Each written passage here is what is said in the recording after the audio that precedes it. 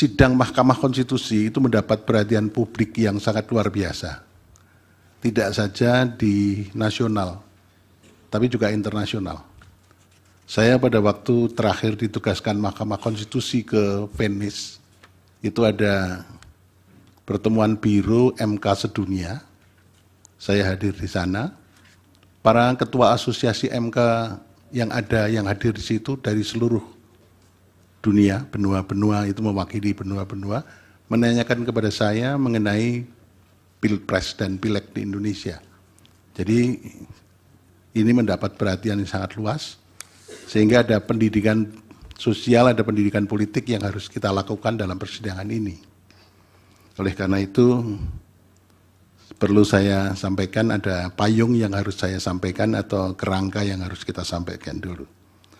Kehadiran Bapak Menko dan Ibu Menteri ini kenapa tidak disumpah? Mungkin ada pertanyaan itu.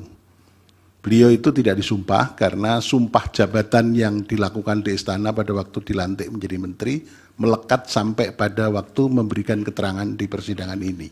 Jadi Bapak Menko dan Ibu Menteri itu memberikan keterangan di sini di bawah sumpah di pengadilan. Kemudian yang kedua begini. Saya kebetulan hakim konstitusi di antara kita bersembilan, itu yang terlibat mengadili Pilpres dan Pileg 3 kali. Jadi saya mempunyai pemahaman yang agak komprehensif, mendalam. Pilpres kali ini lebih hiruk pikuk. Pilpres kali ini diikuti dengan beberapa hal yang sangat spesifik yang berbeda dengan Pilpres 2014 dan Pilpres 2019. Ada pelanggaran etik yang dilakukan di Mahkamah Konstitusi, dilakukan di KPU, dan banyak lagi yang menyebabkan hiruk pikuk itu.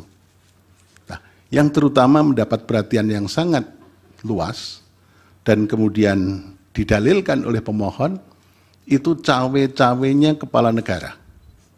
Nah, cawe-cawenya kepala negara ini Mahkamah sebetulnya juga kita memanggil kepala negara, Presiden Republik Indonesia. Kelihatannya kan kurang elok. Karena Presiden sekaligus kepala negara dan kepala pemerintahan. Kalau hanya sekedar kepala pemerintahan akan kita hadirkan di persidangan ini.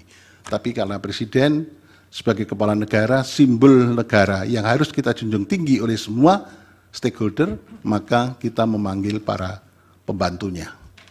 Dan pembantunya ini yang berkaitan dengan dalil pemohon.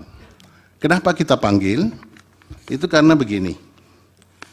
Dalil pemohon mengatakan keberpihakan lembaga kepresidenan dan dukungan Presiden Joko Widodo dalam Pilpres.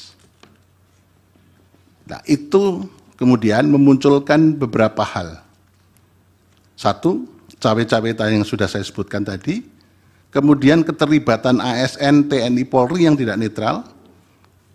Ada sangkaan, dugaan PJ Gubernur, Bupati, Wali Kota yang PJ itu juga ikut bermain di situ. Ini sangkaan atau dugaan yang perlu dibuktikan di persidangan ini.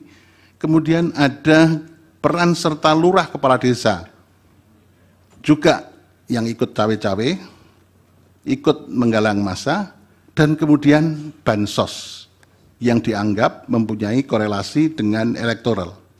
Tapi ternyata dari berbagai diskusi, bansos itu elektoral lebih berkaitan dalam persidangan ini muncul, lebih berkaitan dengan elektoral pada Pileg legislatif. Nah ini mungkin Pak Erlangga nanti bisa Jadi yang partai yang naik pesat suaranya adalah Golkar. Download Tribun X sekarang, menghadirkan lokal menjadi Indonesia.